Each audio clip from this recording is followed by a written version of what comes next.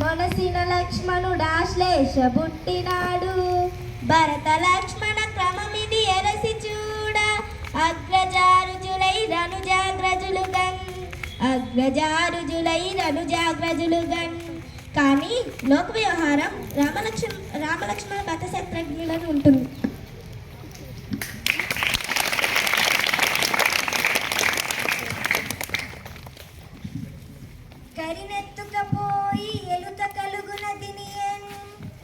కరినెత్తుకపోయి ఎలుక కలుగునదినియన్.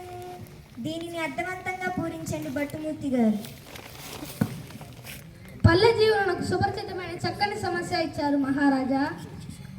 కరులు చిలుకలెద్దులు సర్కరుతో నొనరించి అచ్చ కడం బెట్టెడు చోగరి మరచే వర్తకుండా కరినెత్తుకపోయి ఎలుక కలుగునదినియన్.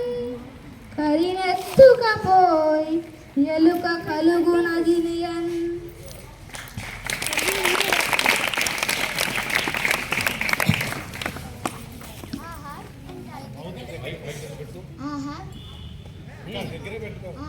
ఎంత అద్భుతపూర్ణ ఎలుక ఎన్ని ఎత్తుకోగలదా? ఏనుగు రంధ్రంలో పట్టణ ఏనుగులు చిలుకలు ఎద్దులు మొదలైన బొమ్మలు వీటిని వ్యాపారి పగలంతా అన్నాడు. సాయంత్రానికి అన్ని బొమ్మలు ఎత్తుకొట్టి ఒక్క బొమ్మను మాత్రం వచ్చాడు. దీనిని ఎలుక రంధ్రంలోకి తీసుకెళ్ళిన మీ బాబు వినుల విందుగా ఉంది. బహుబాగు ముద్దు పలుకుల ముక్కు తిమ్మల కవి అందుకోండి. గాడిద చెంగదన్న ఘన సంపన్న. దీనిని పూరించండి. చిత్తం రాజశేఖర, మానవులతో ఆడే మాటలు తప్పేవారు కొందరు ఉన్నారు. జంతువులలో దీనిని చూడలేదు. అయినా దైవకృపతో దీనిని పూరించెదను. ఆడిన మాటను తప్పిన గాడిద కొడుకంచు తిట్టగా విని అయ్యో వీడా నా కొడుకని యొక్క గాడిని గదన్న ఘన సంపన్న. గాడిది గదన్న ఘన సంపన్న.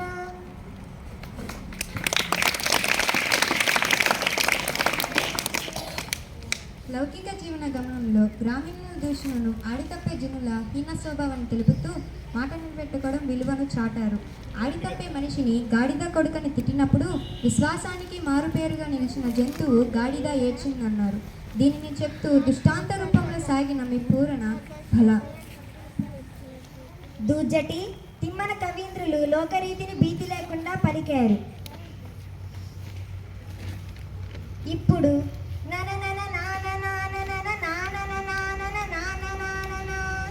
అనే సమస్యను మీరు పూరణ చేయండి. ప్రభు, అక్షర విన్యాసం తప్ప అర్థం లేని సమస్య ఇచ్చారు. అయినా చక్కని పూరణ కావిస్తాను.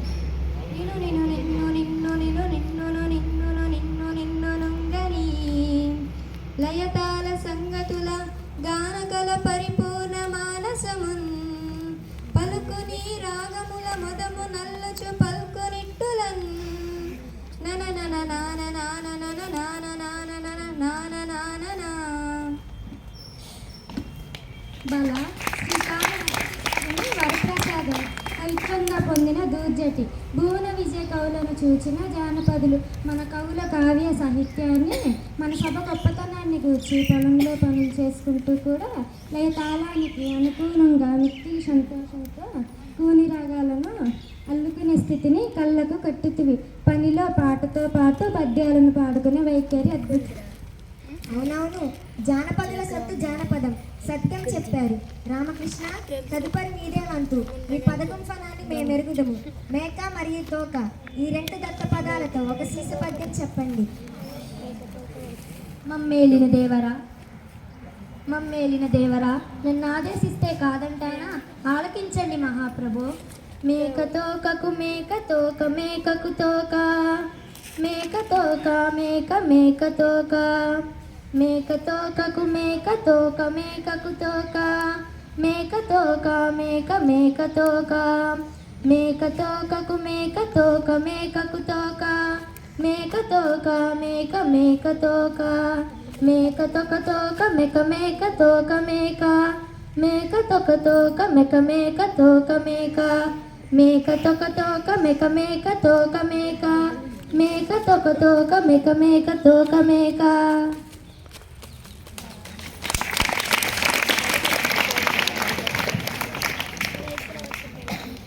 మీరు సామాన్యులు కాదు రామకృష్ణ. ఏమేమి మేకల కాపరి అడవికి మేతకై మేకలు తీసుకుపోతున్నాడా? ఒక మేక ముందర పోతుంది. ఆ మేకకు తోక వెనక బాగానే ఉంటుంది.